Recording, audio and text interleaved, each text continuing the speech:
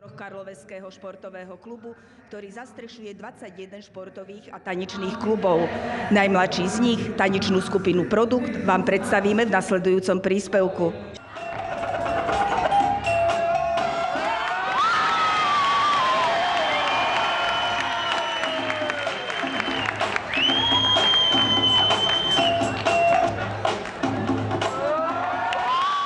Takéto krkolomné kúsky predvádzajú tanečníci či akrobati, sympatickí stredoškoláci z tanečnej skupiny Produkt. Sú to... Ja som B-boy Benny. Ja som JT. B-boy Exitus. B-boy Matúš. Ja som Sako. Ja som Nespi. B-boy Sana Majku. Šeše.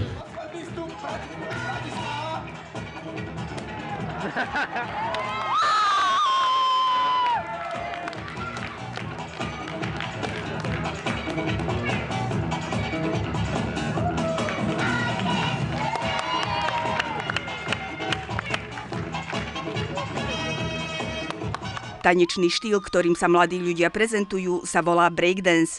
Je to tanečný štýl, ktorý vznikol v Amerike. Tancovali ho vlastne Černoši alebo Hispánci, miestni prisťahovalci. Vyvinul sa z funku, z Bigfootu. Jeho zakladateľom je, dajme tomu, James Brown, alebo to je hudby na break, ale aj toho tanca. A vlastne sa vygradoval až do tejto momentálnej podoby. Stále sa pridávajú nové a nové triky, nová akrobácia. A je to vlastne veľmi rozdielne, že čo to je, či to je gymnastika, alebo či to je tanec, lebo jedni apelujú na tú gymnastickú stránku akrobatickú a druhí apelujú na tanec, čiže je to veľmi rozdielne a dá sa v tom nájsť veľa individuality a rôznych originality.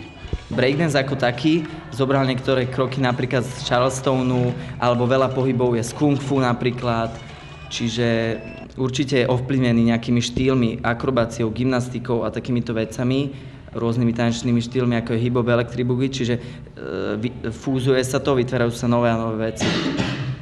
A v súčasnosti je takým asi jedným z najpopulárnejších bojových umení capoeira. Aj z nej ste prevzali nejaké prvky? Určite nejaké salta, napríklad beduín je z capoeiry, potom ronda, salto, rôzne švihové kopy, šutáda, airbagy, salta dopredu, dozadu a takéto. Ja som predtým, ako som začal chodiť na breakdance, som si myslel, že začnem buď na capoeiru, ale na breakdance, ale teraz v tom vidím absolútny rozdiel, lebo capoeira je bojové umenie, bojový tanec a breakdance je tanec z ulice, z Bronxu. Má breakdance aj svoju určitú danú choreografiu, robíte si ju sami, alebo ako? Ako to vzniká?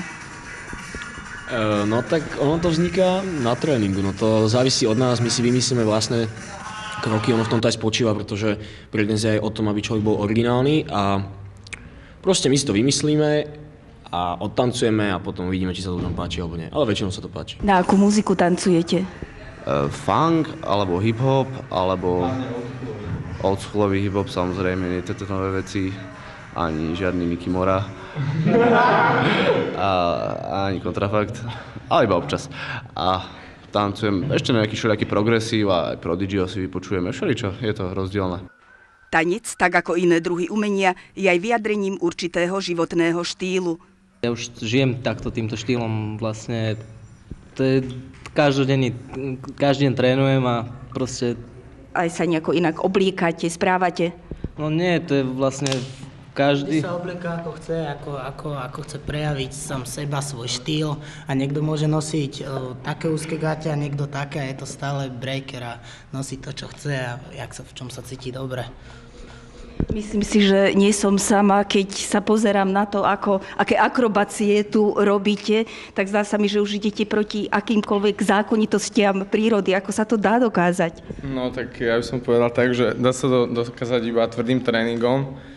A tieto veci, aj ako keď som začínal s tým breakom, tak som si myslel, že na dvoch rukách sa nedá stať, že to sú bohovia. Ale potom, keď už človek tak plusne do toho breakdanceu, tak zistí, že rôzne veci už nie sú vôbec také ťažké a vôbec mu nepripadajú také nereálne. Nejde ani o tú fyzickú stránku, ale skôr o tú psychickú, pretože kým sa človek naučí nejaký trik, aj napríklad stať na tej ruke, strašne je to dôležité mať silnú psychickú stránku, pretože ten trik človeka zlomí, keď po roku furt ho skúša a furt mu nejde. Takže ja by som povedal, že je to hlavne o tej psychike. A tá fyzická stránka to sa dotvorí časom. Tanečníci skupiny Produkt vystupujú pod záštitou Karloveského športového klubu nielen na mnohých kultúrnych a spoločenských podujatiach, ale svoje tanečné schopnosti prezentujú aj na breakdanceových súťažiach. Snažíme sa chodiť na súťaže, hlavne slovenské a české. Už sme sa ako prvý zo Slovenska zúčastnili IBE, to je skrátka International Breakdance Event v Holandsku. Tam sme boli v podstate proti Talianom. Nie je nič zatiaľ také, čo by sme nejaká výhra, ale snažíme sa makať a hrísť do tej stálej breakovej komunity, aby sme ich raz rozlomili.